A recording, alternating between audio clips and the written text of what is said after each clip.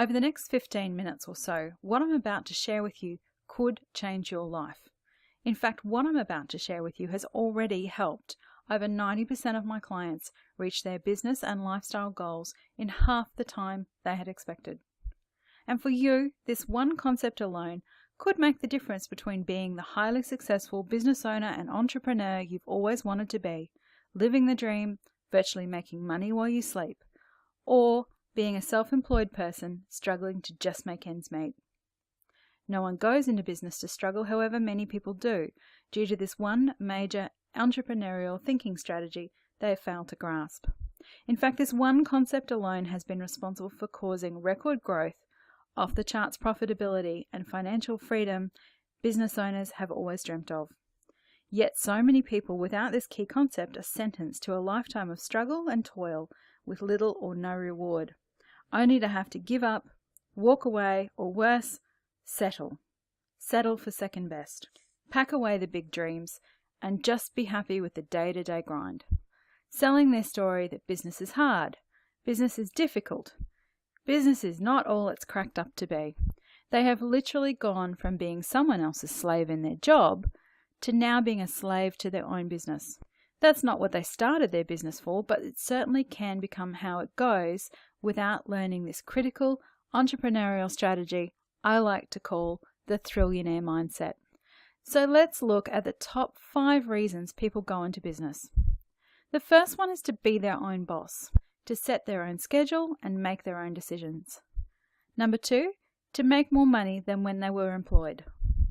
Number 3 is to have a better work-life balance, to take holidays when they want, have more time for family or things they like to do. Number 4, they want to be more fulfilled, to be able to earn income from something they like to do and find rewarding. And number 5 is to have more opportunity to create a stable future, to grow an asset that will look after them. However, here's the problem.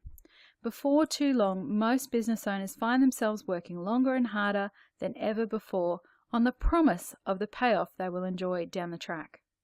But for many, this payoff never comes, and when they add it up at the end of the day, they are actually working for less take-home income than if they had been employed in their old job.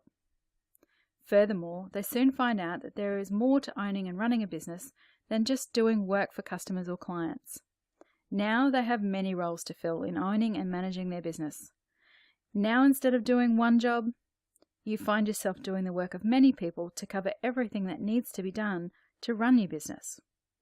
At this point, it starts to get a little worse, because while you now do the job of many, there's still only one paycheck. Then, of course, you have that final realization. You're also the last to get paid.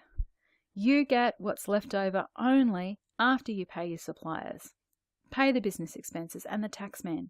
Unfortunately, and all too commonly, that sometimes ain't a lot.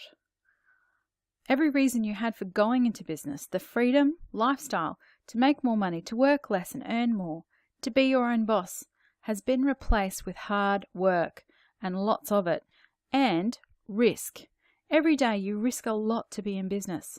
Constant financial risk, relationships sometimes. Sadly, it's about now the fairy tale of owning your own business can fast become replaced with the fantasy of again getting a job. Except you know in your heart that a job is not really an alternative. As you often remember all too well, the common known understanding of the word job is just over broke. You're either living from week to week financially or emotionally, as the job demands leave you emotionally broke. But it's about now that your business can also start to look like a job. Why is that? And what has this got to do with learning this Thrillionaire mindset that's going to change it all? Well, it has everything to do with understanding how to get to being a true entrepreneur and out of the rat race forever. To understand, let's look at a job. A job relies on someone using their own technical skill to generate income. In this case, let's assume this is you. In your job, you need to actually perform the work or skill that someone needs, and this is exchanged for an agreed monetary amount, which is your pay. You get paid when you turn up to perform your task or skill. Your opportunity to make additional money is simply to perform more work for more hours in the work more for more, work less for less concept. If you don't turn up, you don't get paid. It's at this point some of you might be thinking, you're right, a job does sound a lot like being in business. If I don't work, I don't get paid. And if I don't do all the other jobs, then I won't have a business either. Might be something you're thinking right now. And you'd be right in many cases, because the number one fundamental mistake made by nearly everyone who starts a business is that they leave their old job to start a business to become self-employed. Literally, they have replaced their old boss with themselves and employed themselves in the job they used to do. It's why it's called self-employment. Except being self-employed has somewhere been collapsed into thinking that that's having a business. And if you have a business, you must be an entrepreneur, right? Well, wrong. Understanding the difference between thinking like a self-employed person to understanding and thinking like a business owner, to understanding the opportunity to develop yourself to think like an entrepreneur, is about to change the way you think about business forever. Okay, so let me explain just a little bit further. A self-employed person thinks about how to sell their own technical skill for money to create income. However, they are still in a job. Just now, they are also their own boss. Self-employed people still only get paid if they turn up and are still using their own technical skill to generate income, but now have the difficulty of also having to find the work too. The risk of not being paid is there. Downtime, sick days, all hit you directly in the pocket with no benefits. Customers can be fickle and scarce at times, which can all amount to worry and angst, driving you to work harder and longer to make up for this shortfall and lack of job security, as you're still trading your skill and time for money. Then another problem with this model is that after you get home from doing your day's work in your business, your day starts all over again with the other roles you need to do to keep your business running. You're also now the bookkeeper, marketing manager, PR manager, financial controller, tax collector, compliance manager, and the list goes on. It's now 11 p.m. at night and your day is still not finished. Sadly, many people even consider this a normal part of being self-employed and do this for years and years, never breaking free of the self-employed model and sentencing themselves to a life of struggle, as I've described before. So then what's the difference between this tale of the self-employed person and an entrepreneur? Entrepreneurs are business owners who think differently. They never think of themselves as self-employed.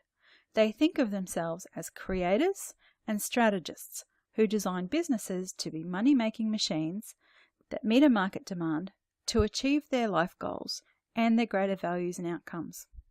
These money-making machines, known as businesses, are also designed to operate whether the owner or the entrepreneur turns up or not. Consider Sir Richard Branson, one of the world's most famous entrepreneurs, visionaries, and success stories, creator of the Virgin Group of companies.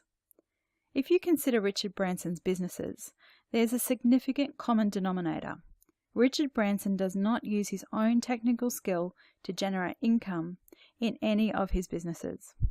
Consider Virgin Records. Did Richard Branson record records? Did we ever hear him sing or make a record of his own musical talent?